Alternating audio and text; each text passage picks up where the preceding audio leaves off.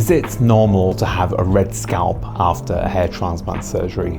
Well, the answer is absolutely yes. If you think about what we're doing, we are cutting the scalp many thousands of times using very small incisions. And during this process, the body obviously thinks it's being attacked, because it is. And that's going to set up an inflammatory cascade where you have increased blood flow, more extracellular fluid coming to this area, and that's going to lead to swelling, redness, and sometimes bruising as well. So it's very, very normal after the procedure that you will have some redness, swelling, and bruising. The swelling and bruising can stick around from anywhere from 5 to 8 days, generally. And the swelling, of course, will be evident across the forehead, around the eyes, and over the subsequent days, this will settle down the face and work its way through the natural passage of time and gravity. So after the surgery and after a couple of weeks of healing, there can be some residual redness that can stick around for several months. And this is usually due to continual healing, growth, and it depends upon the contrast between your skin color and the hair, and also how thick the skin is.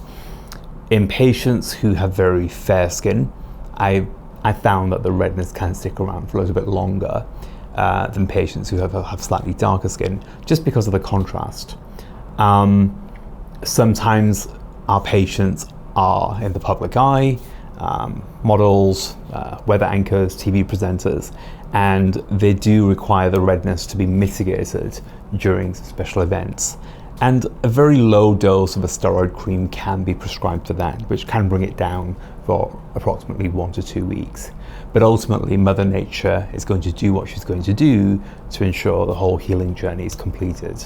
So what is the aftercare following a hair transplant? So before I proceed, my nurse Cindy, who's way more beautiful and articulate than I am, made a video roughly a couple of years ago, and that can be found here. And that's a lot more in depth than what I'm going to tell you. But usually for 7 days, it's no strenuous activities, no exercise, no cardio, no sexual intercourse, avoid bending with your head down. And all of these are really designed to keep the pressure within the scalp down.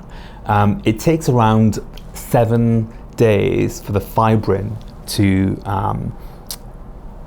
really allow the follicle to become lodged in the incisions. And before this time, any sudden increase in pressure can make the grafts pop. And if they pop and they become dislodged, really that's going to impact growth. It's also very important to keep the area clean, follow the aftercare advice in terms of keeping it sprayed with hyperthermosol and normal saline. This is a very arduous and strict protocol that we like to give you. It's spraying throughout the day and night for the first couple of days. And it's also very important for the first 7 days to not have anything contact your scalp in terms of hats, caps, pets licking it. And I also advise you to use a clean sheet or a clean drape when you're sitting against a surface like a bed or a pillow, just for sterility. You must ensure that you finish all your course of antibiotics and adhere to all of the post-op instructions that we provide you. For people who smoke, in an ideal world, you wouldn't smoke. But if you do smoke, we normally ask you to abstain for a couple of weeks post-procedure and pre-procedure. And this is because smoking can impede hair growth, and also it can increase the complication rates. And just whilst we're on the topic of smoking, this is also important for people who vape and smoke marijuana.